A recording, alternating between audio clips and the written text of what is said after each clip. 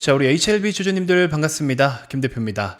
자, 오늘 조금 진지한 이야기를 드릴 건데요. 근데 뭐 단순히 그냥 감성적으로 무게감 있는 그런 소리를 하려는 게 아니라 일단 중요한 얘기가 될 것 같아요. 그래서 여러분들께서도 뭐 아시는 분들도 있고 모르시는 분들도 있겠지만 일단 자꾸 계속해서 CRL을 받고 있는 상황에서 이 CRL에 대한 사례들을 한번 분석을 해보면 그러면 왜 이런 일이 벌어졌고 이걸로 인해서 그 다음 절차와 과정은 어땠으며 실제로도 CRL을 받았을 때 최종적으로도 아예 불발이 돼서 FDA를 통과하지 못한 사례들까지 한번 분석을 해보자라는 거죠. 왜냐면 어쨌든 지금 HLB 같은 경우에도 CRL을 받고 그걸 해결하고 있지 못한 상태인 거잖아요. 그러니까 현재 시점에서 이걸 한번 체크를 해볼 필요는 분명하게 있다라고 저는 생각이 듭니다. 그렇기 때문에 괜히 여러분들 따로 오해는 절대 하지 않으셨으면 좋겠어요. 제가 자꾸 뭐 안 좋은 얘기만 한다 혹은 뭐 우리가 기다리고 있는 리보세라니까 캄렐리주맙에 대한 데이터를 부정하는 건 절대 아니에요. 근데 이 내용을 듣고 보시면 데이터가 좋다라고 해서 무조건 통과가 되는 것도 아니구나라는 생각이 드실 겁니다.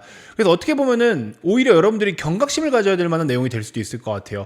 우리가 지금까지 HLB가 그동안에 그냥 임상 데이터가 너무나 좋았던 거, 그리고 지금까지 그런 과정과 절차를 통해서 시가총액 6조 원대의 가치 평가를 지금 땡겨서 받고 있다라는 거, 이게 다행스럽고 고마운 일은 맞는데요. 혹시나 정말 우리가 우려하는 부분들, 그리고 과거 사례를 토대로 해서 HLB에 못지않게 데이터가 정말 좋았음에도 불구하고 CRL이라는 문턱에 걸려서 최종 FDA 승인을 받지 못한 사례들이 실제로 있는데 HLB가 혹여나 그렇게 된다라고 한다면 최악이겠죠. 근데 그렇게 되지 않기 위해서는 우리가 또 준비를 해야 되겠죠. 그러니까 알고 보는 것과 모르고 보는 건 다르기 때문에 그냥 뭐 여기서 혹시나 또 미끄러진다라고 했을 때 정말 원인과 근본적인 게 아닌 건데 조금 아닌 것에 대한 내용에 집착하고 그냥 무조건 기다리고 버틴다라고 되는 문제가 아니니까, 그러니까 있는 그대로 팩트 그대로 여러분들이 꼭 좀 한번 인지를 좀 하고 가셨으면 좋겠어서, 저 진짜 그냥 뭐 아무런 의도 없고 아무런 뭐 없습니다. 여러분들 정말 그냥 순수하게 미국 FDA를 통과하는 그 과정과 절차에 의해서, 그리고 그동안에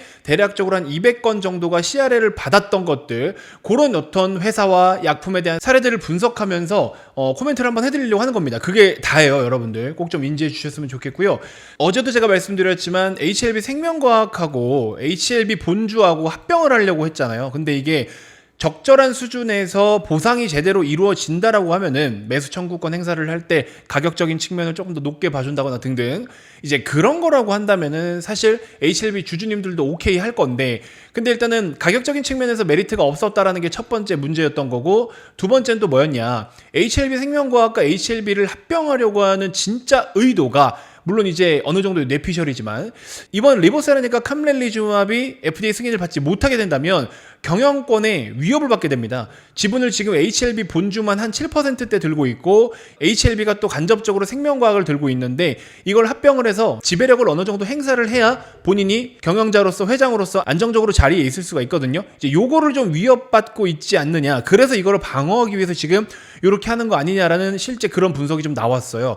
근데 이제 저는 그렇게 생각을 하는 거죠. 아니 그렇게 자신감이 있고 FDA 승인을 확신하고 있다면 이걸 왜 합병이고 나발이고 이게 자기 자리가 위협받을 일이 없는데 그거 의미가 없는 거잖아요. 그래서 이런 부분들이 사실 일단 첫 번째로는 굉장히 좀 찝찝하다. 아니 본인들이 제일 자신 있어야 되는데 고작 해봐야 뭐 몇 억 정도 뭐 자사주 매입했다고 가끔 뉴스 한번 나오는데 그거 뭐 HLB 시총이 6조인데 그거 뭐 1, 20억 산다고 간에 기별이나 갑니까? 그거 산다고 본인 지분이 얼마나 높아져요. 그러니까 그냥 쇼맨십을 보여준 거잖아요. 근데 이제 그거 말고 이런 식으로 경영권의 위협을 실제로 받고 있기 때문에 합병을 하려고 지금 추진을 계속 더 적극적으로 했던 게 아닌가, 이런 기사도 실제로 나왔고 저도 그런 생각을 좀 하고 있습니다. 그래서 요거는 일단 첫 번째로 찝찝한 부분이다라고 말씀을 드렸고, 자 일단 두 번째로는 요거죠. 두 번째로는 CRL 관련된 건데 여러분들 이 CRL이라는 게 뭐예요? 보안 요구입니다. 어쨌든 FDA 승인해 주십시오, 미국에서 판매할 수 있게끔 승인을 해 주십시오라고 이제 심사를 받게 되는 건데 거절을 받게 된 거죠. 그 거절이 CRL인 거고, 거절 중에서도 뭐 여러 가지 사례들이 좀 있는데 최근에 이제 기사가 이렇게 나왔었거든요. 그래서 202건의 사례를 집중적으로 분석을 좀 해봤더니 여기서 가장 많은 주요 거절 사유가 한 3가지 정도가 있더라. 첫 번째로는 분석법에 대한 검증이 미흡하다라는 거예요. 유효성과 안전성을 입증하는 분석법이 적절히 검증되지 않았거나 정확성이 떨어진다라는 겁니다. 즉 HLB 기준으로 했을 때 리보세라니까 캄렐리주맙이 뭐 MOS 기준으로 했을 때 얼마의 데이터가 나왔고 등등등등 있죠. 그래서 데이터가 좋대. 근데 그 좋은 데이터를 한 번 더 검증할 수 있는 정확성이 떨어지거나 검증할 수 있는 분석법이 적절하지가 않다라는 거죠.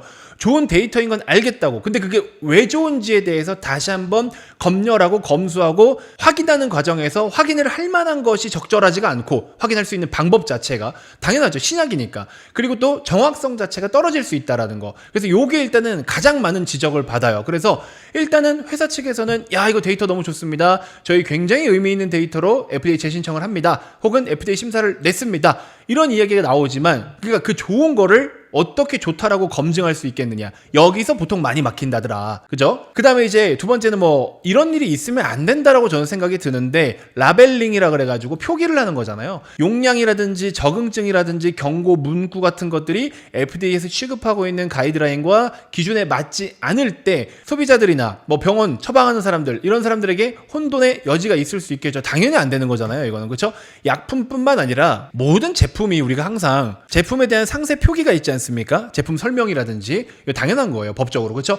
이런 것들이 기준에 맞지 않으면 당연히 승인을 안 내는 거잖아요. 그래서 요거를 보완해라 라고 이야기하는 경우가 있고, 그 다음에 이제 세 번째로는 제품명에 대한 불허인데, 브랜드명이 기존 약물하고 좀 유사하거나 오해의 소지가 있을 수 있는 경우, 이럴 때는 처방 같은 경우도 잘못해버리면 어떻게 되겠어요? 인간의 생명과 직결된 거기 때문에 심각한 부작용을 낳을 수도 있겠죠. 그래서 여기도 보시면은 약품 자체가 이름이 다 엄청 어렵기도 하고 다양해요. 겹칠 일이 없어요. 그렇죠?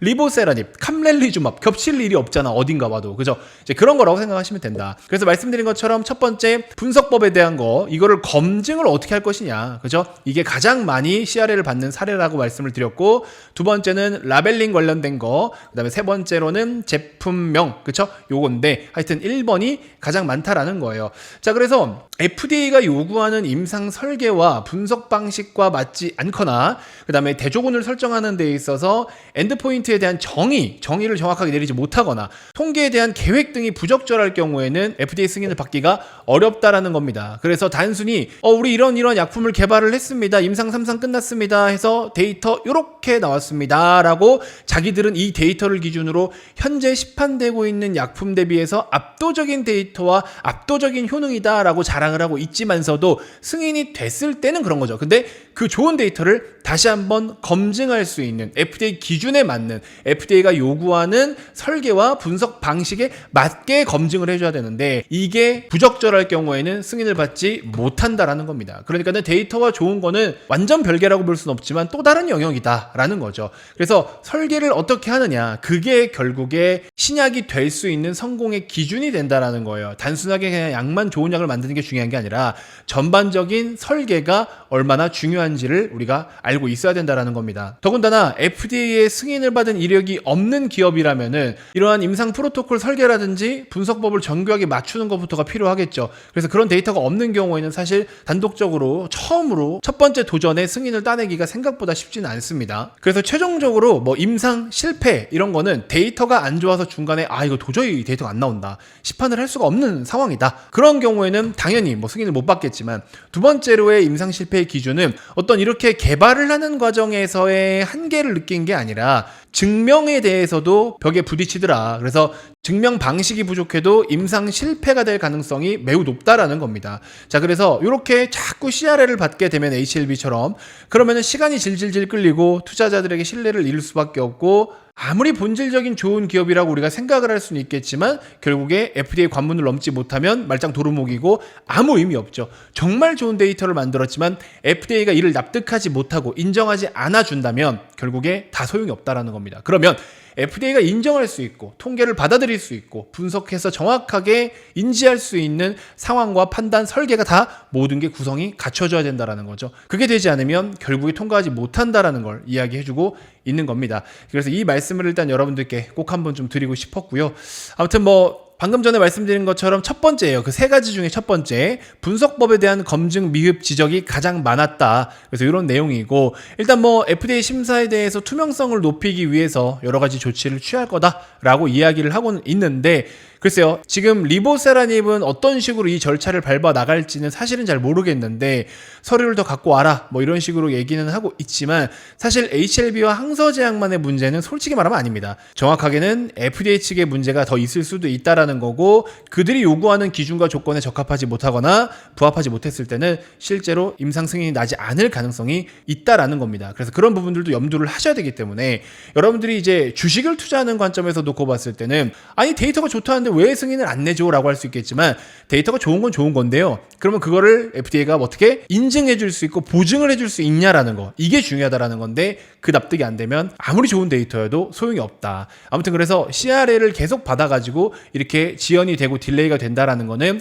방금 말씀드린 것처럼 불확실성에 대한 것이 계속 가중될 수 있다라는 거고, 두 번째로 또 중요한 건 뭐겠습니까? 경쟁 약물들이 FDA 승인을 지금 계속 통과를 다 하고 있어요. 그래서 시장을 선점하고 있다. 이게 굉장히 중요해요. 가격적인 측면. 결국에 우리가 HLB 주식을 투자했기 때문에 HLB 주가라는 거는 HLB의 매출과 이익에서부터 계산이 되는 거잖아요.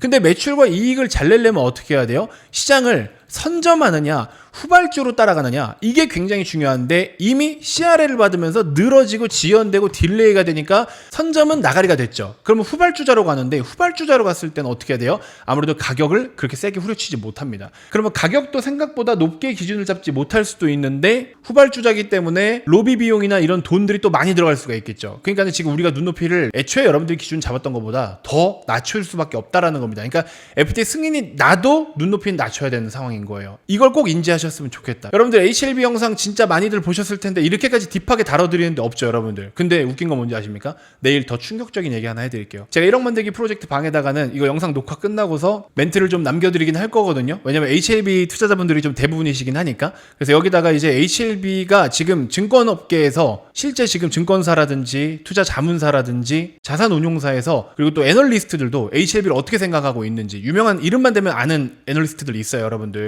저도 조금 인맥이 있어서 좀 소통을 해본 부분들이 있는데 HLB를 어떻게 취급하고 있는지를 제가 내일 말씀드릴게요. 지금 말씀드리면 여러분들 아마 충격받을 겁니다. 그래서 그 관련된 내용을 제가 일단 영상 녹화 끝나면 1억 만들기 프로젝트 방에다가는 뭐 미리 좀 공개를 해드릴 거고요.